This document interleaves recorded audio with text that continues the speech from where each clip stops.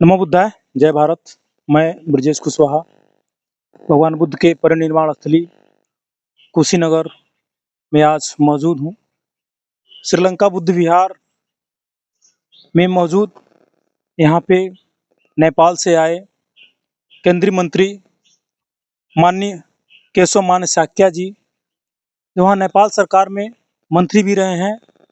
लुम्बिनी जो विशेष कर लुम्बिनी का जो परिक्षेत्र है उसके विकास के लिए भी इन्होंने बहुत से काम किया है, जिसके उपाध्यक्ष भी ये रहे हैं। तो आज यह हमें मुलाकात हो गई कुशीनगर में, जो यह पूरे परिवार के साथ भ्रमण करने आए हुए हैं। तो आज हम इनसे वार्ता करेंगे और आपके जानकारी के अनुसार मैं बता दूं कि नेपाल सरकार जो है बहुत ही काम जो है बुद्ध स्थली के लिए कर रहा है। लुम्बिनी आज स्वर्ग बनने के कगार पर है।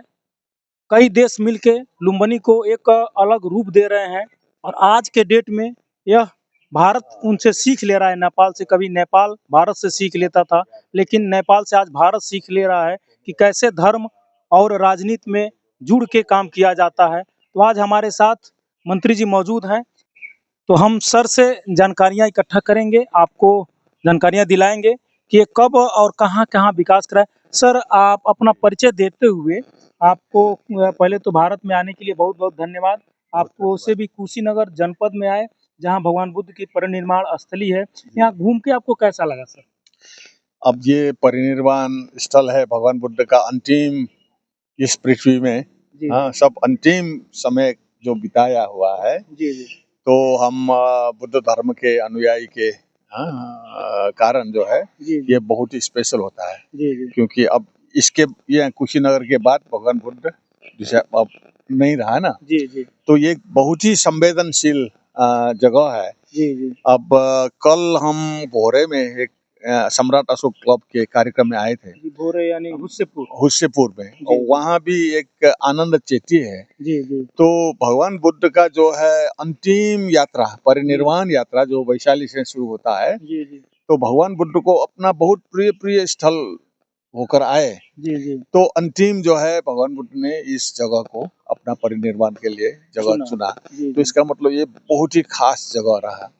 और भगवान बुद्ध के जो जब त्रिपिटक में महापरिनिर्वाण सूत्र में और एक है और दूसरा एक सूत्र है, उसमें ये कुशीनगर के बारे में भगवान बुद्ध ने बताया कि ये कुशीनगर जो है पहले कुशावती राज्य था, बहुत बड़ा साम्राज्य था।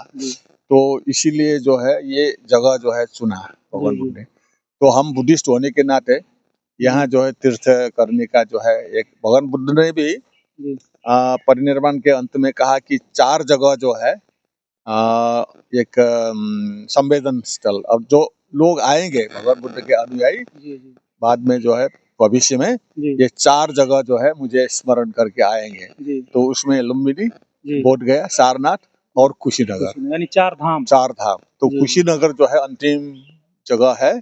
ये बुद्धिस्ट लोगों के लिए बहुत ही संवेदनशील और भावना जो है जागृत करने की, यहाँ जब आएंगे तो अपने शरीर पर जो है भावना बहुत जागृत होता है। तो अभी कुशीनगर में आप कहाँ भ्रमण किए?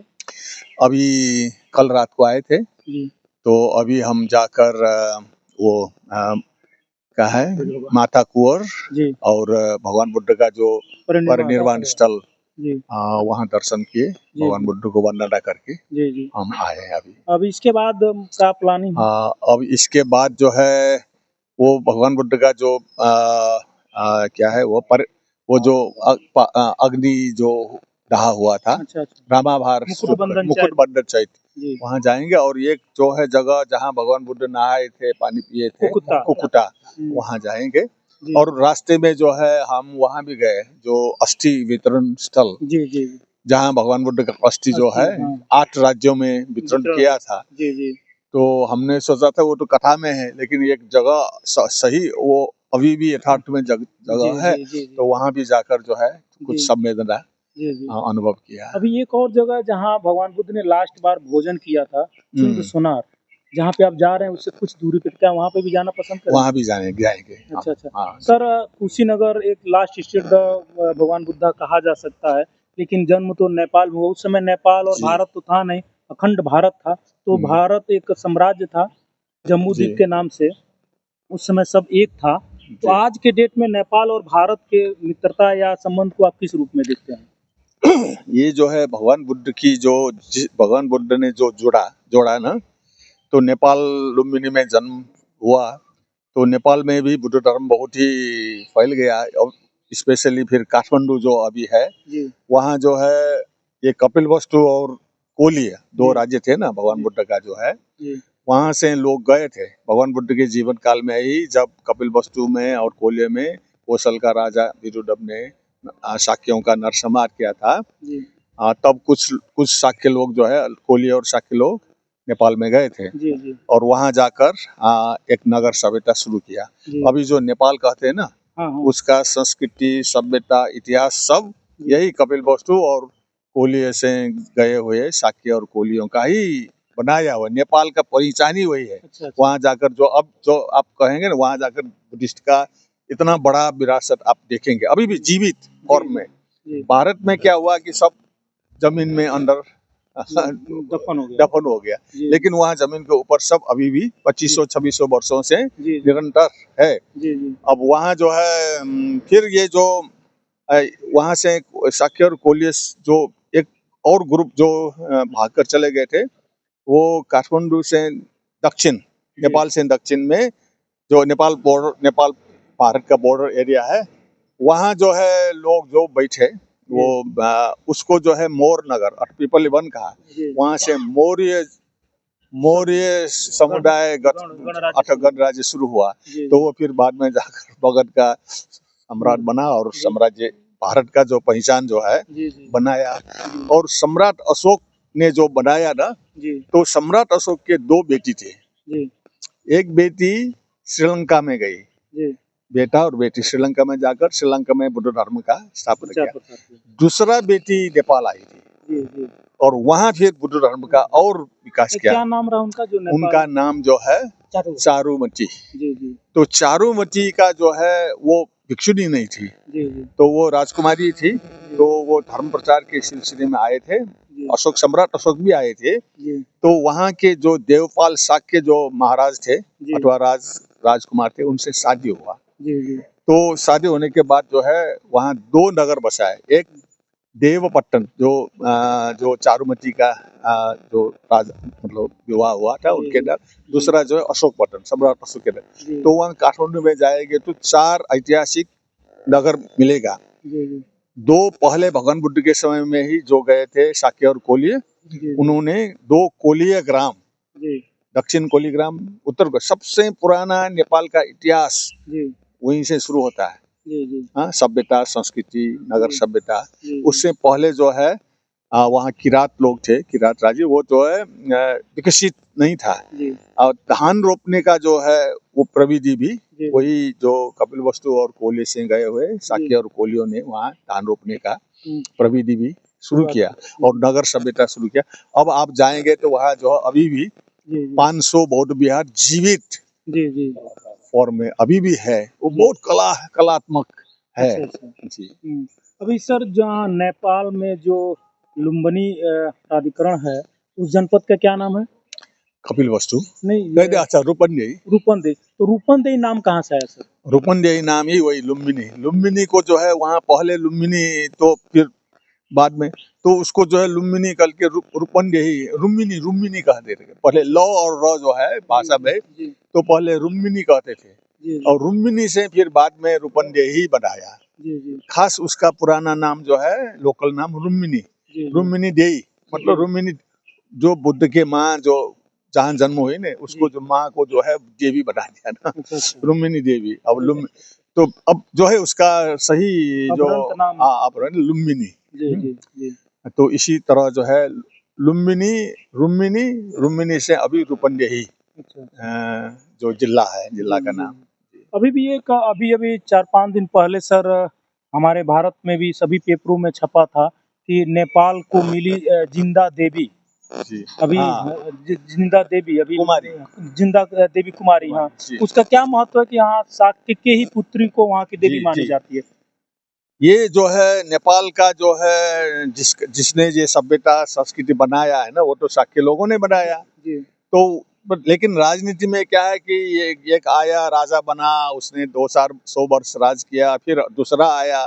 जी तो ये आते समय जो है वहाँ के जो लोकल जो स्थानीय लोग जो है वो तो शाक्य लोग थे, शाक्य जी कुलीय थे। जी तो राजा आता है तो राजा को पूछते नहीं, वह जनता जो है राजा जो है आया, लड़ाई लड़ा, जीता, राजा बन गया, उसको जी टैक्स दे दिया। जी लेकिन उस जो कुछ पीछे समय में मल्ल काल जो भारत के ही राजपूत लोग थे वहां जाकर, तो उन्होंने कहा कि जनता का समर्थन नहीं है राज में।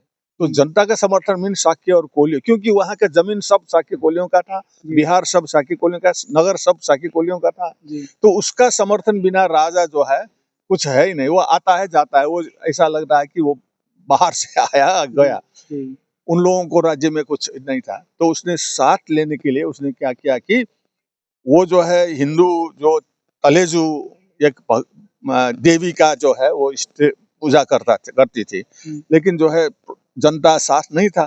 जी तो उसने कहा कि एक दिन जो है सपना आया वो एक राजा को कि वो जो देवी था ना, उसका जो इष्ट देवी कलेजू, उसने कहा कि मैं जीवित रूप से अब प्रकट होऊंगा, वो जो है एक शाक्य की एक पुत्री, हाँ, जी ऐसा ऐसा लक्षण वाला, तो उसमें मैं अब आ जाऊंगा, तुम उसको जो है पूजा करो। जी जी तो क्या होता है कि अब जो है वर्ष में जो अभी जो ये दशमी जो विजयादशमी में राजा को टीका जो है ना, दशमी का जो विजयादशमी का टीका जो है वो कुमारी देवी लगाती है, तब जो है वो एक वर्ष के लिए वो राजा सब बन गए। फिर दूसरा वर्ष जब आएगा तो फिर कुमारी, जिस वर्ष कुमारी टीका नहीं लगाएगी वो राज का जी चला।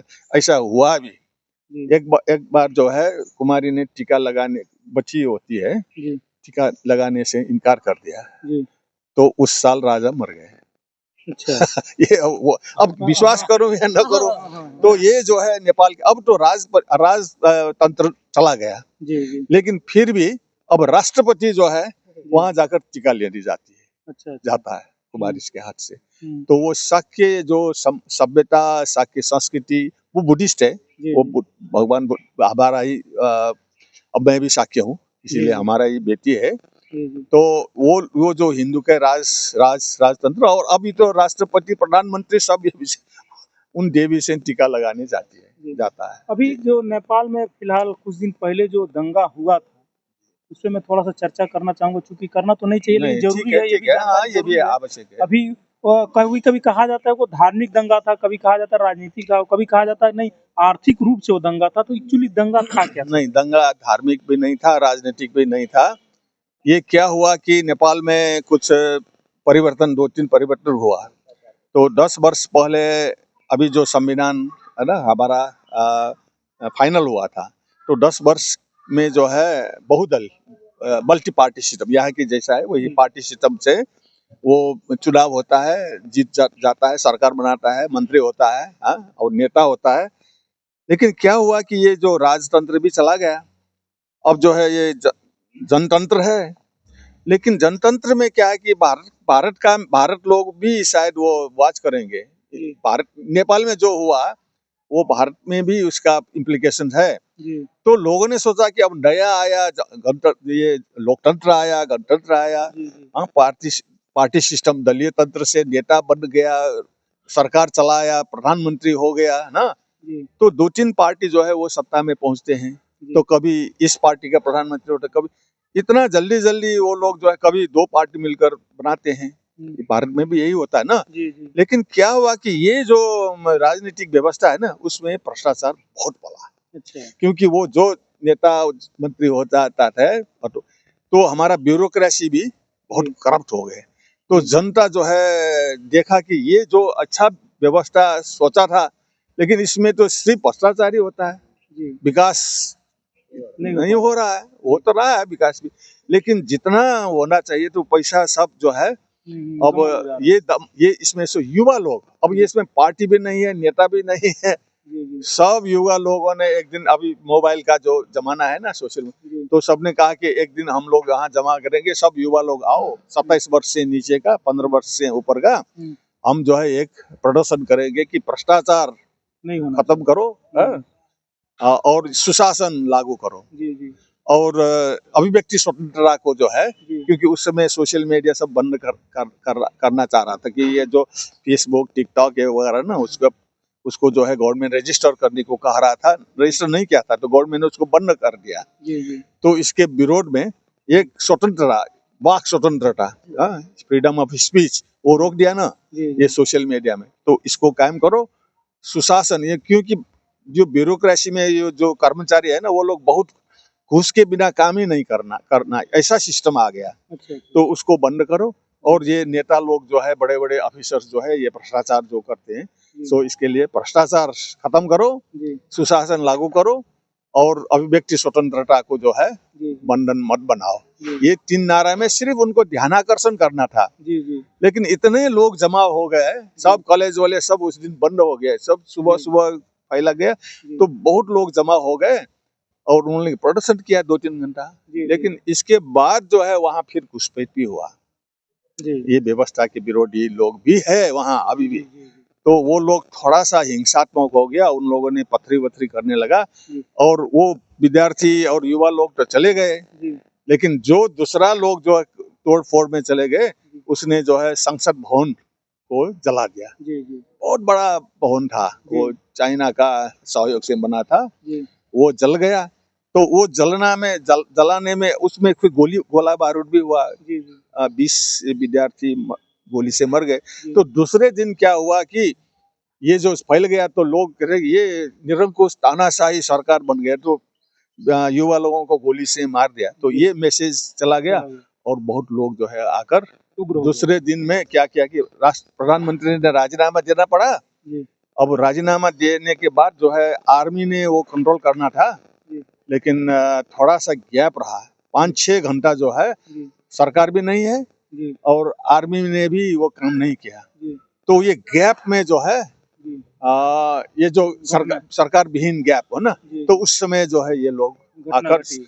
अब हमारा सिंह दरबार एशिया का सबसे बड़ा पैलेस था वो, जी बहुत सुंदर, जी राणा के समय में बनाया था, ब्रिटिश के स्टाइल के बना था जी वो। उसमें जो है सेंट्रल सेक्रेटेरिएट ना, प्रमुख प्रशासनिक केंद्र जहाँ प्रधानमंत्री का ऑफिस है, वो भी जला दिया। और इसके बाद जो है फिर सर्वोच्च अदालत जला गया। फिर उनके सर्वोच्च अदालत का कागज वागज सब मुद्दा मामला खत्म। हाँ हाँ, इसके फिर जिला अदालत, विशेष अदालत सब जला दिया, कागज पत्र कुछ नहीं। तो इसके बाद जो है जेल सब तोड़ दिया।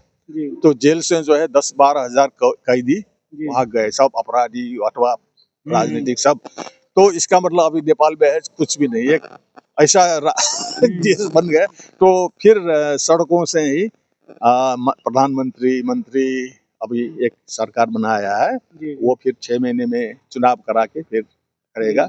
लेकिन अभी जो सरकार है वो कोई पार्टी वार्टी का नहीं है, सड़क से ही बना गया। अच्छा अच्छा विद्यार्थी लोगों ने जी जी ये अच्छा आदमी है तो इसको प्रधानमंत्री बनाओ, ये अच्छा आदमी है इसको मंत्री बनाओ। जी जी हाँ, जो मतलब पार्टी मनोनीत कर दिया वहाँ के लोगों ने। मनोनीत भी नहीं है, लोगों से सड़क से जो है सरकार बन गया। अब जी जी जी थोड़ा सा खतरा भी, हमको थोड़ा डर भी लगता है जी जी है ना, कुछ भी हो सकता है, कोई जिम्मेवार कोई है नहीं।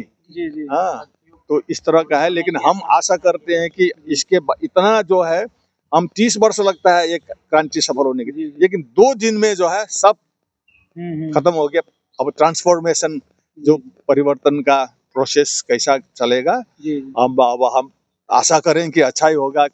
अब ये भ्रष्टाचार खत्म होगा, जी सरकार जो है शासन सुशासन होगा, जी कहीं भी दफ्तर में जाकर घूस वूस देकर काम नहीं करना पड़े लोगों को। हाँ, जी सब सेवा हो जी और लोगों को जो है फ्रीडम ऑफ स्पीच, किसी ये ऐसा सोशल मीडिया में कोई बंडेज ना हो। हाँ, सब आजाद महसूस करें। अभी मतलब नेपाल का कंडीशन क्या है वहाँ पे, समान स्थिति नहीं नहीं, है अब तो फिर समान हो गया। फिर लोग ऐसा है कि तुरंत फिर वो, अभी तो नॉर्मल चल रहा है, अब उसको बनाना है, फिर संसद बनाना है, अब चुनाव होगा, फिर संसद निर्माण होगा, फिर संसद से फिर सरकार बनेगा, जी वो प्रोसेस। लेकिन उन्होंने कहा कि आप लोग ऐसा ही रहेंगे तो हम खत्म करेंगे, क्योंकि बहुत से नेताओं को पूर्व प्रधानमंत्री का घर सब जला दिया जी जी और किसी किसी को तो मारपीट भी हुआ। जी वो प्रधानमंत्री का श्रीमती को भी जलाया, एक प्रधानमंत्री का श्रीमती को आग जला दिया। जी और दूसरा जो है वो परराष्ट्र मंत्री भी था और पूर्व प्रधानमंत्री का श्रीमती भी था, जी उसको भी सड़क में ले आकर और उसका घर फूंक दिया, तो उस घर से बहुत पैसा निकला। तो देखा कि देखो ये भ्रष्टाचार का प्रमाण, हाँ, ये सब बंद होना चाहिए। ऐसा राज्य क्या काम का है, ऐसा राष्ट्र। हाँ, ये है मैसेज जी। बहुत बहुत धन्यवाद। आपने भारत के भूमि पे आने को सोचा, और खास तौर से यह उस कुल से हैं जिस कुल में भगवान बुद्ध का जन्म होता है, और भगवान बुद्ध विश्व को एक संदेश देते हैं जो शांति का, अहिंसा का, और जिनको मान के पूरे देश में शांति अहिंसा होती है। लेकिन नेपाल में ही एक घटना घटी अभी, जिस पे चर्चा हुआ। वर्तमान में नेपाल भी अब शांत है, ठीक से है, और हम आशा करते हैं कि नेपाल से सारे देश सीख लें कि नेपाल के तरह और देशों में न बीते। नमो बुद्धाय, जय भारत।